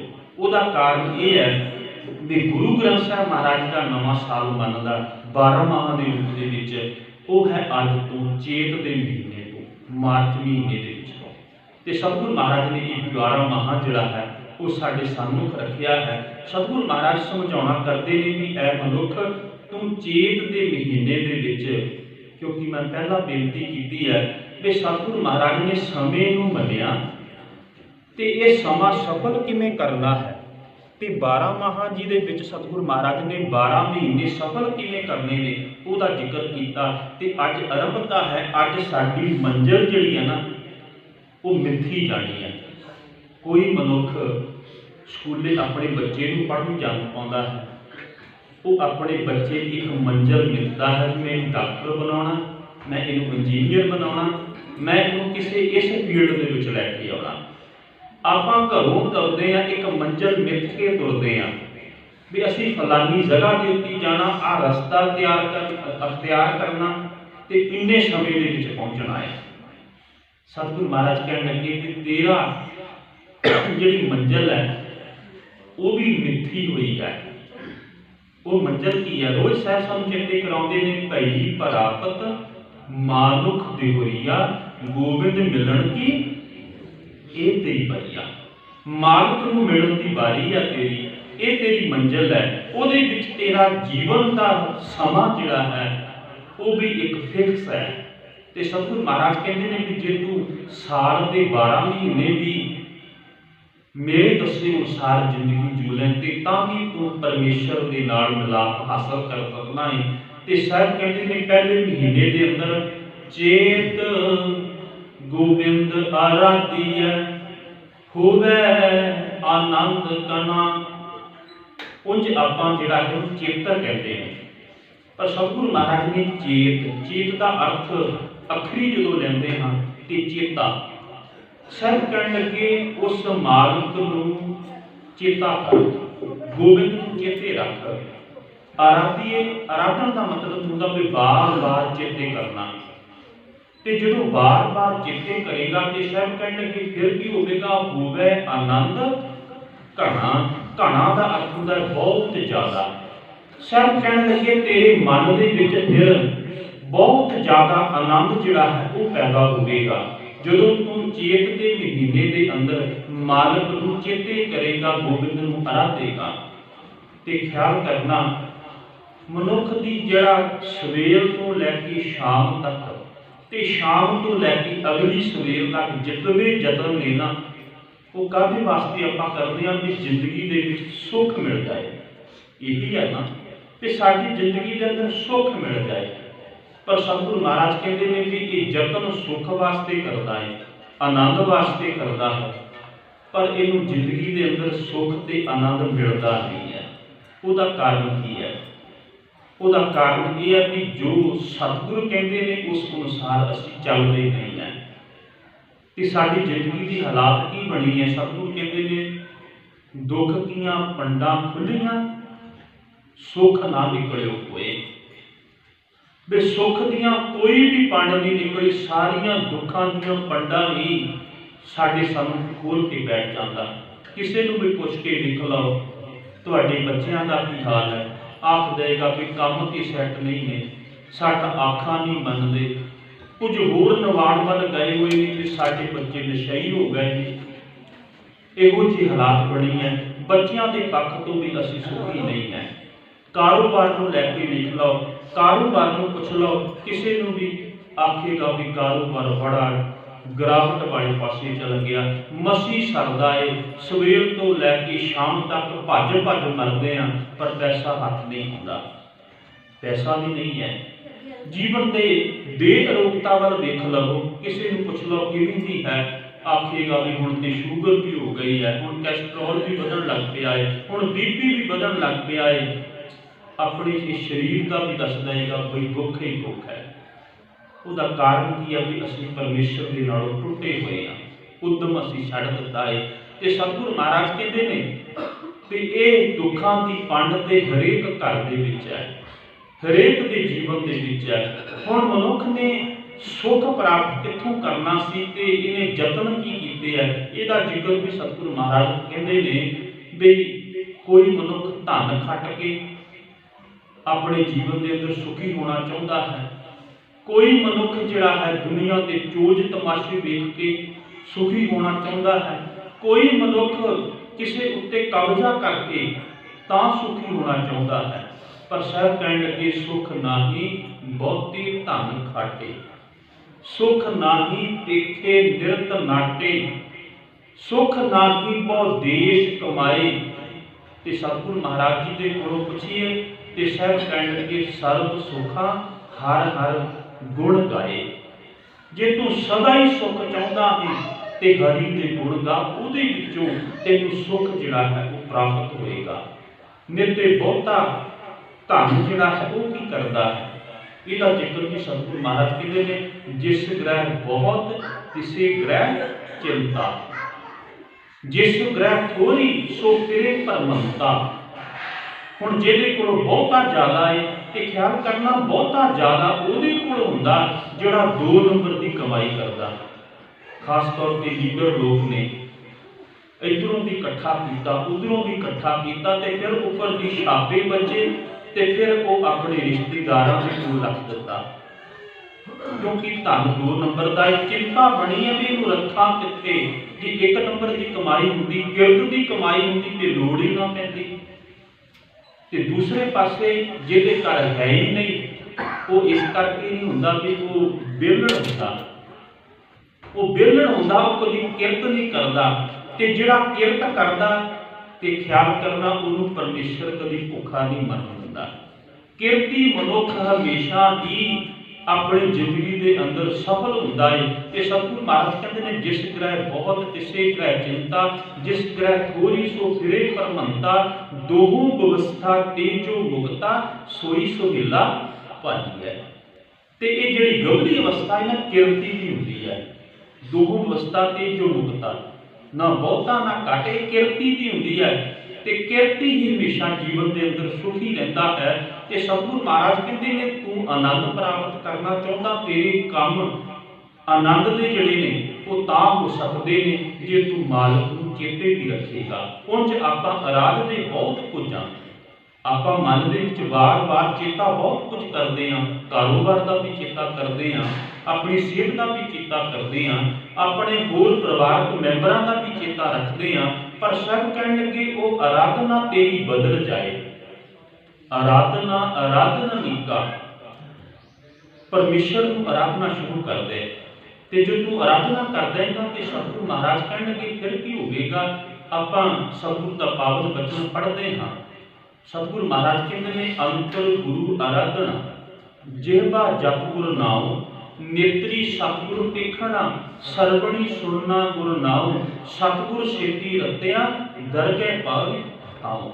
ਤੂੰ ਦਰਗਾਹ ਦੇ ਵਿੱਚ ਥਾਂ ਪ੍ਰਾਪਤ ਕਰ ਲਏਗਾ ਜੇ ਆਹ ਕੰਮ ਕਰੇਗਾ। ਅੰਤਰ ਗੁਰੂ ਆਰਾਧਨਾ, ਗੁਰੂ ਨੂੰ ਆਰਾਧਨਾ ਕਰਦੇ। ਜੇਬਾ ਜਪ ਗੁਰ ਨਾਉ, ਜੇਬਾਂ ਦੇ ਨਾਲ ਜਪਣਾ ਸ਼ੁਰੂ ਕਰ ਦੇ। ਨੇਤਰੀ ਸਤਿਗੁਰੂ ਦੇਖਣਾ, ਇਹਨਾਂ ਅੱਖਾਂ ਦੇ ਨਾਲ ਵਿਕਾਰੀ ਭਾਵਨਾ ਨਾ ਬਣਾ, ਹਰੇਕ ਦੇ ਵਿੱਚ ਪਰਮੇਸ਼ਰ ਦੀ ਜੋਤ ਨੂੰ ਵੇਖ। ਤੇ ਫਿਰ ਜਿਹੜਾ ਹੈ ਇਸ ਤਰ੍ਹਾਂ ਜ਼ਿੰਦਗੀ ਬਤੀਤ ਕਰੇਗਾ ਨਾ ਤੇ ਤੂੰ ਮਾਲਕ ਦੀ ਦਰਗਾਹ ਦੇ ਵਿੱਚ ਸਫਲ ਹੋ ਜਾਵੇਗਾ। ਤੇ ਸਤਿਗੁਰੂ ਮਹਾਰਾਜ ਕਹਿੰਦੇ ਨੇ ਚੇਤ ਗੋਬਿੰਦ ਆਰਾਧੀਐ, ਹੋਵੇ ਆਨੰਦ ਗਣਾ, ਸੰਤ ਜਨਾ ਮਿਲ ਪਾਈਐ, ਰਸਨਾ ਨਾਮ ਭਣਾ। ਭਣਾ ਦਾ ਅਰਥ ਹੁੰਦਾ ਉਚਾਰਨਾ। ਰਸਨਾ ਦੇ ਨਾਲ ਪਰਮੇਸ਼ਰ ਦੇ ਨਾਮ ਨੂੰ ਉਚਾਰ। ਉਹਦੇ ਵਾਸਤੇ ਫਿਰ ਕੀ ਹੋਵੇਗਾ, ਸੰਤ ਜਨਾ ਮਿਲ। ਕੇਵਲ ਕਿਉਂਕਿ ਪੁਰਾਣੇ ਸਮੇਂ ਦੇ ਵਿੱਚ ਗੁਰੂ ਨਾਨਕ ਸਾਹਿਬ ਮਹਾਰਾਜ ਤੋਂ ਪਹਿਲੀ ਜਿਹੜੀ ਵਿਚਾਰਧਾਰਾ ਸੀ ਇਹ ਸੀ ਵੀ ਘਰ-ਬਾਰ ਨੂੰ ਛੱਡ ਦਿਓ, ਜੰਗਲਾਂ ਵਿੱਚ ਚਲੇ ਜਾਓ, ਪਹਾੜਾਂ ਦੀਆਂ ਕੰਧਾਂ ਵਿੱਚ ਚਲੇ ਜਾਓ ਤੇ ਫਿਰ ਜਦੋਂ ਤੁਸੀਂ ਰੱਬ ਨੂੰ ਚੇਤੇ ਕਰੋਗੇ ਫਿਰ ਤੁਹਾਨੂੰ ਪਰਮੇਸ਼ਰ ਮਿਲੇਗਾ। ਸਭ ਨੇ ਇਹ ਰਸਤਾ ਬੰਦ ਕਰ ਦਿੱਤਾ, ਨਕਾਰ ਦਿੱਤਾ। ਸਭ ਕਹਿਣ ਲੱਗੇ ਨਹੀਂ, ਤੂੰ ਘਰ ਦੇ ਵਿੱਚ ਰਹਿ, ਘਰ ਦੇ ਵਿੱਚ ਰਹਿੰਦਿਆਂ ਹੀ ਮਾਲਕ ਦੇ ਨਾਮ ਦੇ ਨਾਲ ਜੁੜ। ਤੇ ਜੇ ਤੂੰ ਰੱਬ ਨੂੰ ਪ੍ਰਾਪਤ ਕਰਨਾ ਚਾਹੁੰਦਾ ਹੈ ਤੇ ਫਿਰ ਸਤ ਸੰਗਤ ਵਿੱਚ ਜਾ। ਸੰਤ ਜਨਾ ਮਿਲ ਪਾਈ ਹੈ, ਸਤ ਸੰਗਤ ਦੇ ਵਿੱਚ ਜਾ ਕਰਕੇ ਉਹਨਾਂ ਦੇ ਨਾਲ ਮਿਲ ਕੇ ਪਰਮੇਸ਼ਰ ਦੀ ਇਬਾਦਤ ਕਰ, ਰਸਨਾ ਦੇ ਨਾਲ ਨਾਮ ਨੂੰ ਉਚਾਰਨਾ ਕਰ। ਸਭ ਕਹਿਣ ਲੱਗੇ ਸੰਤ ਜਨਾ ਮਿਲ ਪਾਈ ਹੈ, ਰਸਨਾ ਨਾਮ ਭਣਾ। ਨਾਮ ਜਿਹੜਾ ਹੈ ਉਹ ਰਸਨਾ ਦੇ ਨਾਲ ਉਚਾਰਨਾ ਕਰ। ਤੇ ਸਤਿਗੁਰੂ ਮਹਾਰਾਜ ਕਹਿੰਦੇ ਨੇ ਇਹ ਰਸਨਾ ਤੂੰ ਅੰਨ ਰਸ ਰਾਚ ਰਹੀ, ਤੇਰੀ ਪਿਆਸ ਨਾ ਜਾਏ। ਤੇ ਹੁਣ ਰਸਨਾ ਕੀ ਕਰਦੀ ਹੈ, ਇਹ ਅੰਨ ਰਸ ਨੂੰ ਚੱਕਦੀ ਹੈ, ਕਿਸੇ ਦੀ ਚੁਗਲੀ ਦੇ ਵਿੱਚ ਤੇ ਬੜਾ ਇੰਟਰਸਟ ਰੱਖਦੀ ਹੈ ਪਰ ਰੱਬ ਦੀ ਸਿਫਤ ਦੇ ਵਿੱਚ ਨਹੀਂ ਜੁੜਦੀ। ਸਭ ਕਹਿਣ ਲੱਗੀ ਰਸਨਾ ਨਾਮ ਨਾ ਜਪੈ, ਤਿਲ ਤਿਲ ਕਰ ਕੱਟੀ ਹੈ। ਜੇ ਤੇਰੀ ਰਸਨਾ ਨਾਮ ਨਹੀਂ ਜਪਦੀ ਨਾ ਤੇ ਫਿਰ ਇਹਨੂੰ ਤਿਲ ਤਿਲ ਕਰਕੇ ਕੱਟ ਦੇ, ਇਹਦਾ ਕੋਈ ਲਾਭ ਨਹੀਂ ਹੈ। ਤੇ ਤਾਈਓ ਸਤਿਗੁਰੂ ਮਹਾਰਾਜ ਕਹਿੰਦੇ ਨੇ ਇੱਕ ਦੋ ਜੀਵੋਂ ਲੱਖ ਹੋਏ, ਲੱਖ ਹੋਵੇ ਲੱਖ 20, ਲੱਖ ਲੱਖ ਗੇੜਾ ਆਖੀਐ, ਏਕ ਨਾਮ ਜਗਦੀਸ਼। ਤਾਈਓ ਸਤਿਗੁਰੂ ਮੰਗ ਕਰਦੇ ਨਾ ਇੱਕ ਤੋਂ ਦੋ, ਦੋ ਤੋਂ ਲੱਖਾਂ ਤੇ ਲੱਖ ਤੋਂ 20 ਲੱਖ ਜੀਵਾ ਹੋ ਜਾਏ, ਤਾਂ ਜੋ ਇਸ ਰਸਨਾ ਦੇ ਨਾਲ ਉਸ ਮਾਲਕ ਨੂੰ ਚੇਤੇ ਕਰਦਿਆਂ, ਉਸ ਮਾਲਕ ਨੂੰ ਯਾਦ ਕਰਦਿਆਂ ਮੈਂ ਉਹਦੇ ਨਾਲ ਮਿਲਾਪ ਹਾਸਲ ਕਰ ਲਵਾਂ। ਤੇ ਸਤਿਗੁਰੂ ਮਹਾਰਾਜ ਕਹਿੰਦੇ ਨੇ ਸੰਤ ਜਨਾ ਮਿਲ ਪਾਈਐ, ਰਸਨਾ ਨਾਮ ਭਣਾ, ਜਿਨ ਪਾਇਆ ਪ੍ਰਭ ਆਪਣਾ, ਆਏ ਕਿਸੇ ਗਣਾ। ਸਤਿਗੁਰੂ ਮਹਾਰਾਜ ਕਹਿੰਦੇ ਨੇ ਵੀ ਜਿਨ੍ਹਾਂ ਨੇ ਪ੍ਰਭੂ ਨੂੰ ਪਾਇਆ, ਜਿਨ ਪਾਇਆ ਪ੍ਰਭ ਆਪਣਾ, ਜਿਨ੍ਹਾਂ ਨੇ ਆਪਣੇ ਪ੍ਰਭੂ ਨੂੰ ਪਾ ਲਿਆ, ਆਏ ਕਿਸੇ ਗਣਾ, ਉਹੀ ਗਿਣਤੀ ਦੇ ਵਿੱਚ ਨੇ। ਨਹੀਂ ਤੇ ਸਤਿਗੁਰੂ ਮਹਾਰਾਜ ਕਹਿੰਦੇ ਨੇ ਜਿਹੜੇ ਰੱਬ ਨੂੰ ਨਹੀਂ ਪਾਇਆ ਤੇ ਉਹ ਤੇ ਪਸ਼ੂਆਂ ਦੇ ਸਮਾਨ ਨੇ। ਸਗੋਂ ਸਭ ਕਹਿਣ ਲੱਗੇ ਪਸ਼ੂ ਵੀ ਜਿਹੜਾ ਹੈ ਨਾ ਖੜ ਖਾਵੇ ਅੰਮ੍ਰਿਤ ਦੇ, ਨਾਮ ਵਿਹੂਣੇ ਆਦਮੀ ਤ੍ਰਿਗ ਜੀਵਨ ਕਰਮ ਕਰੇ। ਤੱਕ ਸਤਿਗੁਰੂ ਮਹਾਰਾਜ ਨੇ ਸਾਡੇ ਸਨਮੁਖ ਤਸਵੀਰ ਰੱਖ ਦਿੱਤੀ ਵੀ ਜਿਹੜੇ ਨਾਮ ਤੋਂ ਵਿਹੂਣੇ ਨੇ ਨਾ ਉਹ ਪਸ਼ੂਆਂ ਤੋਂ ਵੀ ਮਾੜੇ ਨੇ। ਪਸ਼ੂ ਕਿਉਂ ਚੰਗੇ ਨੇ ਵੀ ਖੜ ਭਾਵ ਪੱਠੇ ਖਾ ਕੇ ਤੇ ਅੰਮ੍ਰਿਤ ਵਰਗਾ ਦੁੱਧ ਜਿਹੜਾ ਹੈ ਉਹ ਦਿੰਦੇ ਨੇ, ਖੜ ਖਾਵੇ ਅੰਮ੍ਰਿਤ ਦੇ। ਪਰ ਨਾਮ ਤੋਂ ਵਿਹੂਣੇ ਆਦਮੀ ਉਹਨਾਂ ਦਾ ਜੀਵਨ ਤਰਕਾਰ ਹੈ, ਲਾਹਨਤ ਭਰਿਆ ਹੈ। ਤੇ ਸਤਿਗੁਰੂ ਮਹਾਰਾਜ ਕਹਿੰਦੇ ਨੇ ਜਿਨ ਪਾਇਆ ਪ੍ਰਭ ਆਪਣਾ, ਆਏ ਕਿਸੇ ਗਣਾ, ਉਹੀ ਗਿਣਤੀ ਦੇ ਵਿੱਚ ਨੇ ਜਿਹੜੇ ਪਰਮੇਸ਼ਰ ਦੇ ਨਾਲ ਮਿਲ ਜਾਂਦੇ ਨੇ।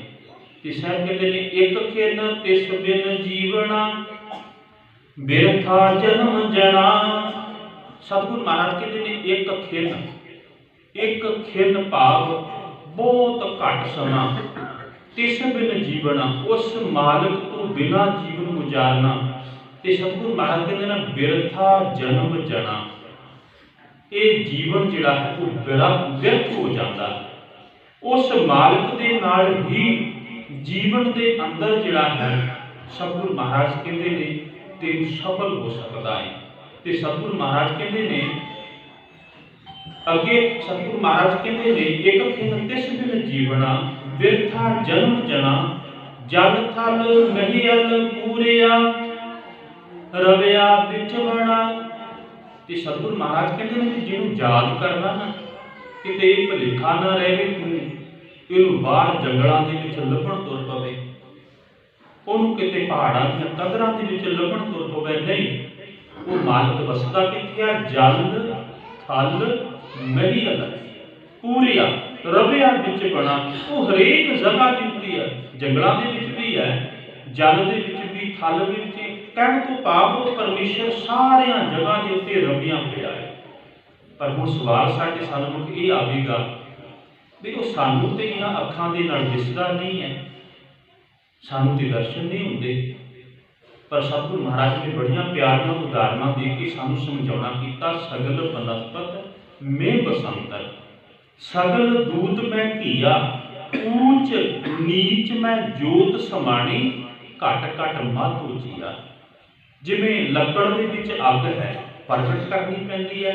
ਦੁੱਧ ਦੇ ਵਿੱਚ ਘਿਓ ਹੈ, ਉਹਨੂੰ ਪ੍ਰਗਟ ਕਰਨਾ ਪੈਂਦਾ ਹੈ। ਇਸੇ ਤਰ੍ਹਾਂ ਉਹ ਮਾਲਕ ਸਾਰੀਆਂ ਜਗ੍ਹਾ ਦੇ ਉੱਤੇ ਹੈ। ਉਹ ਨੀਵੇਂ ਦੇ ਵਿੱਚ ਵੀ ਹੈ, ਉੱਚੇ ਦੇ ਵਿੱਚ ਵੀ ਹੈ, ਉਹ ਛੋਟੇ ਜੀਵ ਦੇ ਵਿੱਚ ਵੀ ਹੈ, ਵੱਡੇ ਜੀਵ ਦੇ ਵਿੱਚ ਵੀ ਹੈ। ਤੇ ਸਤਿਗੁਰੂ ਮਹਾਰਾਜ ਕਹਿੰਦੇ ਉਹ ਸਾਰੀਆਂ ਜਗ੍ਹਾ ਦੇ ਉੱਤੇ ਰਵਿਆ ਹੋਇਆ ਹੈ। ਬਸ ਤੇਰੀ ਅੱਖ ਜਿਹੜੀ ਹੈ ਨਾ ਉਹਨੂੰ ਵੇਖਣ ਵਾਸਤੇ ਤਿਆਰ ਹੋ ਜਾਵੇ। ਧੰਨ ਗੁਰੂ ਤੇਗ ਬਹਾਦਰ ਮਹਾਰਾਜ ਕਹਿੰਦੇ ਨੇ ਕਾਹੀ ਰੀ ਬਨ ਖੋਜਨ ਜਾਈ, ਵੀ ਤੂੰ ਬਣਾ ਦੇ ਵਿੱਚ ਕਿਉਂ ਖੋਜਣ ਵਾਸਤੇ ਜਾਣਾ? ਉਹ ਤੇ ਸਾਰੀਆਂ ਜਗ੍ਹਾ ਦੇ ਉੱਤੇ ਰਮਿਆ ਹੋਇਆ ਹੈ। ਉਹ ਮਤ ਜੋ ਬਾਸ ਵਸਤ ਹੈ, ਮੁਕਰ ਮਾਹੀ ਜੈਸੇ ਛਾਈ। ਜਿਸ ਤਰ੍ਹਾਂ ਫੁੱਲ ਦੇ ਵਿੱਚ ਸੁਗੰਧੀ ਹੈ ਤੇ ਹਰੇਕ ਜਗ੍ਹਾ ਦੇ ਉੱਤੇ ਉਹਦੀ ਸੁਗੰਧੀ ਪਹੁੰਚ ਜਾਂਦੀ ਹੈ, ਪਰ ਸਾਨੂੰ ਅੱਖਾਂ ਦੇ ਨਾਲ ਦਿਸਦੀ ਨਹੀਂ ਹੈ।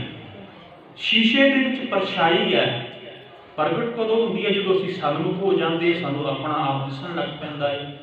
ਧੰਨ ਗੁਰੂ ਤੇਗ ਬਹਾਦਰ ਮਹਾਰਾਜ ਕਹਿਣ ਲੱਗੇ ਮਾਲਕ ਵੀ ਸਾਰੀਆਂ ਜਗ੍ਹਾ ਦੇ ਉੱਤੇ ਹੈ। ਬਸ ਤੇਰੀ ਅੱਖ ਜਿਹੜੀ ਹੈ ਉਹ ਦੇਖਣ ਵਾਸਤੇ ਤਿਆਰ ਹੋ ਜਾਵੇ, ਤੇਰੀ ਅੱਖ ਬਣਾਵੇ ਉਸ ਮਾਲਕ ਨੂੰ ਦੇਖਣ ਦੀ। ਤੇ ਸਾਹਿਬ ਕਹਿੰਦੇ ਨੇ ਜਲ ਥਲ ਮਹੀਅਲ ਪੂਰਿਆ, ਰਵਿਆ ਵਿੱਚ ਬਣਾ, ਸੋ ਪ੍ਰਭ ਚਿਤ ਨਾ ਆਵਈ, ਕਿਤੜਾ ਦੁਖ ਗਣਾ।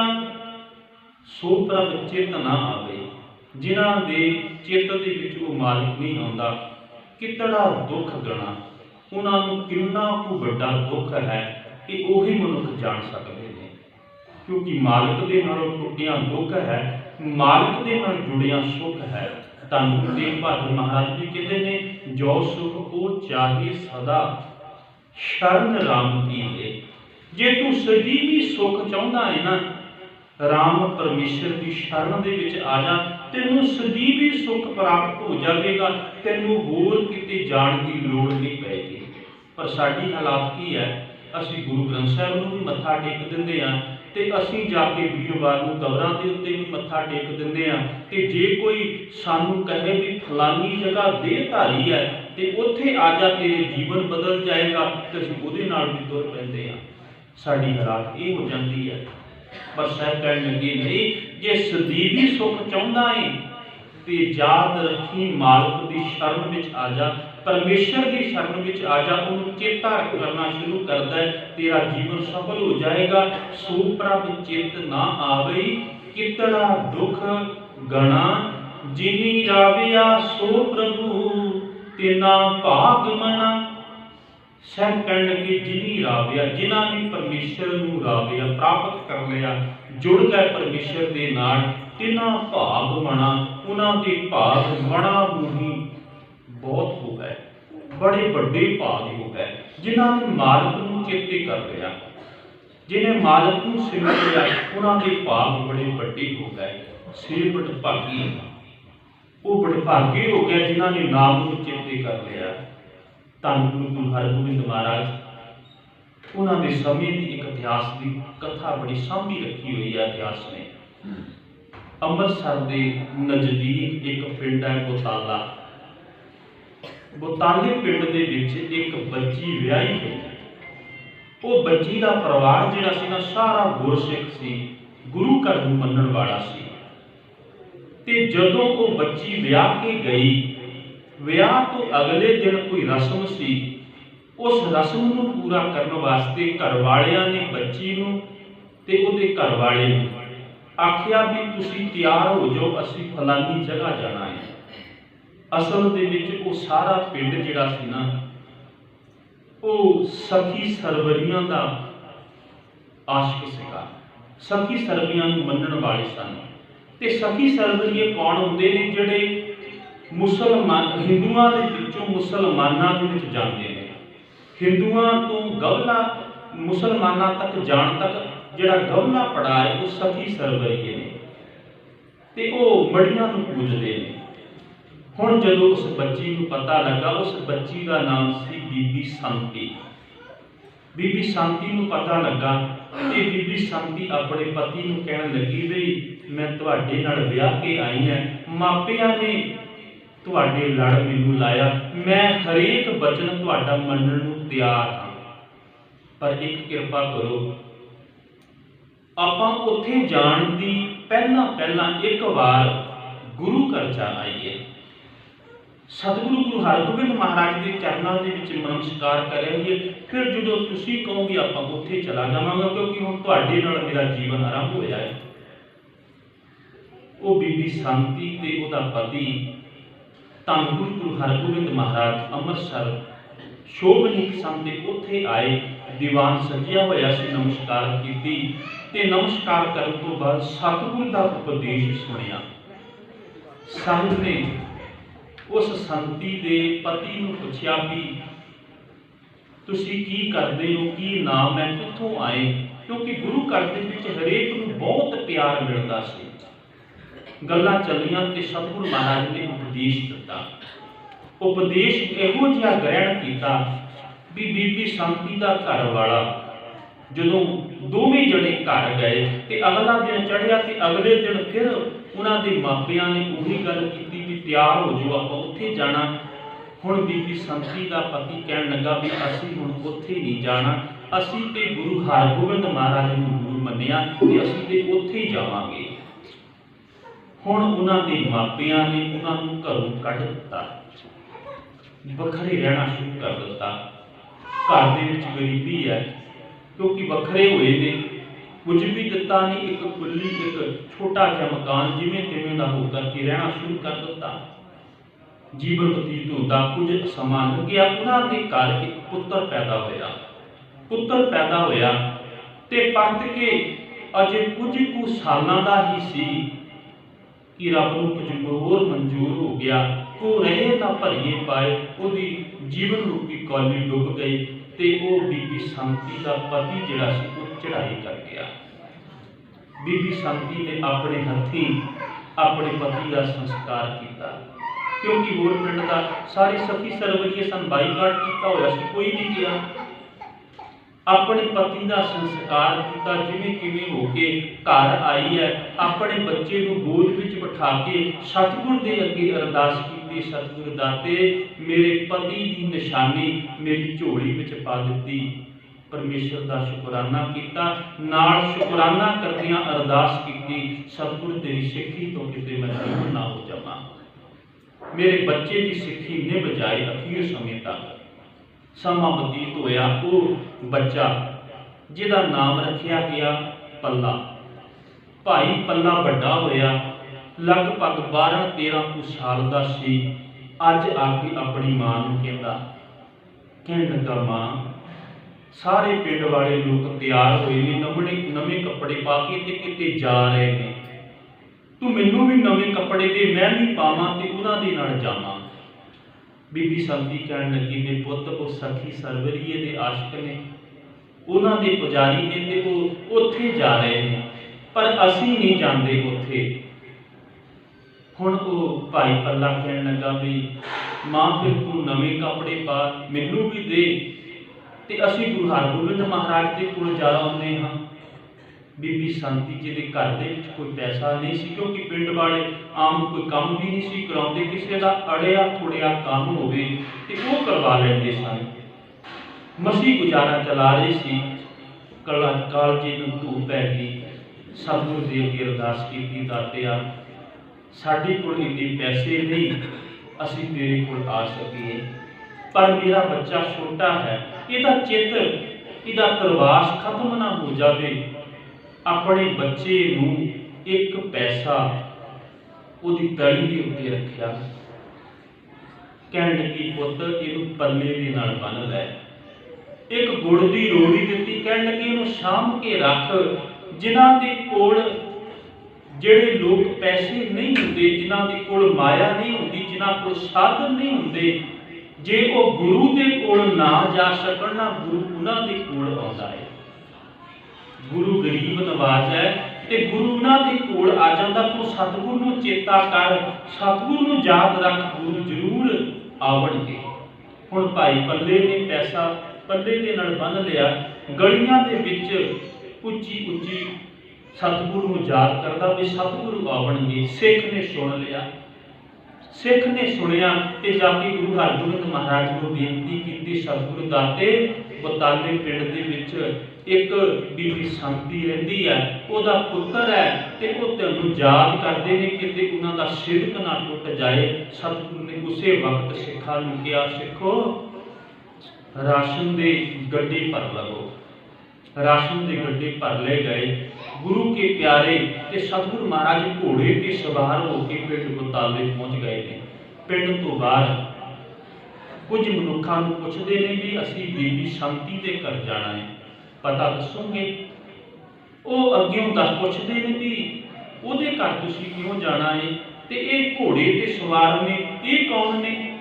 ਸਿੱਖ ਦੱਸਦੇ ਨੇ ਇਹ ਸਤਿਗੁਰੂ ਗੁਰੂ ਹਰਗੋਬਿੰਦ ਮਹਾਰਾਜ ਨੇ ਤੇ ਅਸੀਂ ਸੰਤੀ ਦੇ ਘਰ ਜਾਣਾ। ਉਹਦੇ ਬੱਚਾ ਚੇਤੇ ਕਰਦੇ ਨੇ। ਉਹ ਪਿੰਡ ਵਾਲੇ ਕਹਿਣ ਲੱਗੇ ਵੀ ਤੁਸੀਂ ਸੰਤੀ ਦੇ ਕੋਲ ਜਾ ਕੇ ਕੀ ਲੈਣਾ ਹੈ? ਉਹਦੇ ਕੋਲ ਤੇ ਕਿਸਮਤ ਵੀ ਰੁੱਸੀ ਹੋਈ ਹੈ। ਉਹਦਾ ਪਤੀ ਚੜ੍ਹਾਈ ਕਰ ਗਿਆ, ਘਰ ਦੇ ਵਿੱਚ ਗਰੀਬੀ ਹੈ, ਉਹਦੇ ਕੋਲ ਤੇ ਕੋਈ ਢੁਕਦਾ ਹੀ ਨਹੀਂ, ਤੁਸੀਂ ਕੀ ਕਰਨਾ ਹੈ? ਗੁਰੂ ਕੇ ਸਿੱਖ ਕਹਿਣ ਲੱਗੇ ਵੀ ਤੁਸੀਂ ਭਾਵੇਂ ਨਫ਼ਰਤ ਕਰੋ ਬੀਬੀ ਸੰਤੀ ਨੂੰ, ਪਰ ਗੁਰੂ ਗਰੀਬ ਨਵਾਜ਼ ਹੈ, ਤੁਹਾਨੂੰ ਸਾਰਿਆਂ ਨੂੰ ਸੱਦਾ ਹੈ ਵੀ ਸਤਿਗੁਰੂ ਮਹਾਰਾਜ ਦੇ ਦੀਵਾਨ ਸਜਾਉਣਾ। ਤੁਸੀਂ ਸਤਿਗੁਰੂ ਦੇ ਪਾਵਨ ਬਚਨਾਂ ਨੂੰ ਸੁਣਿਓ। ਗੁਰੂ ਕਾ ਲੰਗਰ ਵਰਤੇਗਾ ਤੇ ਲੰਗਰ ਵੀ ਛਕ ਕੇ ਜਾਇਓ। ਸਤਿਗੁਰੂ ਮਹਾਰਾਜ ਤੇ ਗੁਰੂ ਕੇ ਸਿੱਖ ਬੀਬੀ ਸੰਤੀ ਦੇ ਘਰ ਪਹੁੰਚ ਗਏ ਨੇ। ਦੀਵਾਨ ਸਜਾਇਆ ਗਿਆ। ਦੀਵਾਨ ਤੋਂ ਉਪਰੰਤ ਭਾਈ ਪੱਲੇ ਨੇ ਉਹ ਪੈਸਾ ਸਤਿਗੁਰੂ ਦੇ ਅਰਪਣ ਕੀਤਾ, ਗੁੜ ਦੀ ਰੋੜੀ ਅਰਪਣ ਕੀਤੀ। ਸਤਿਗੁਰੂ ਮਹਾਰਾਜ ਨੇ ਸਾਰੀ ਸੰਗਤ ਵਿੱਚ ਗੁੜ ਵੰਡ ਦਿੱਤਾ।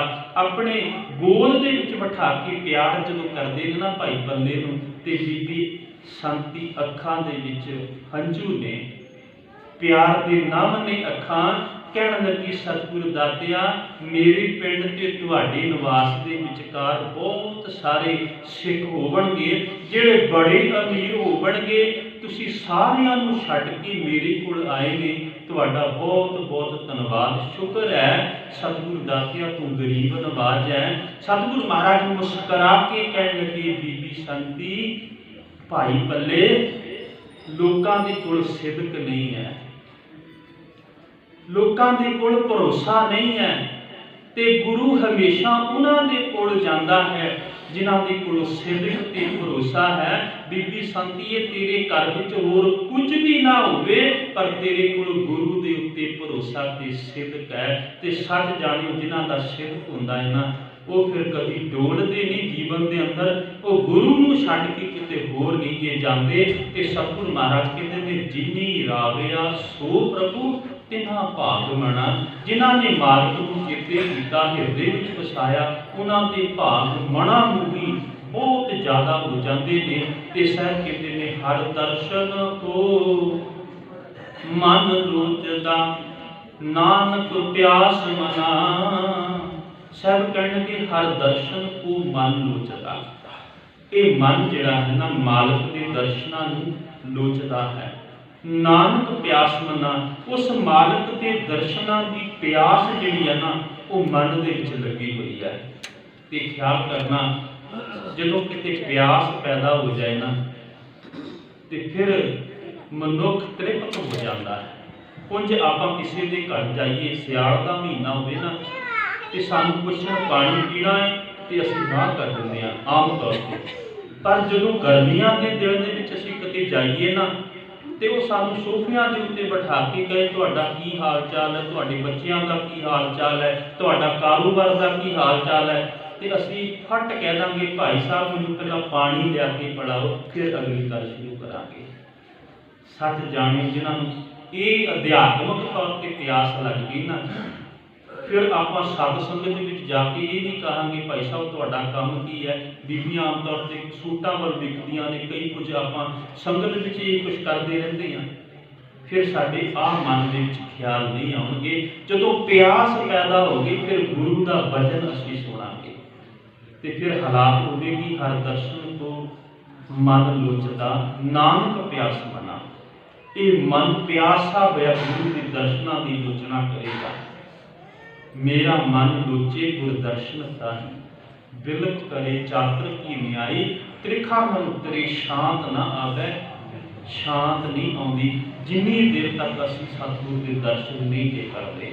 फिर आप महारे साडे कदम अमृत वेले गुरु के दर्शन करने वास्ते तुर आवणगे। फिर असीं संगरांद दा दिन नहीं उड़ीकांगे कि किदण संगरांद है ते उदण गुरुद्वारे जावांगे। मैं बेनती करां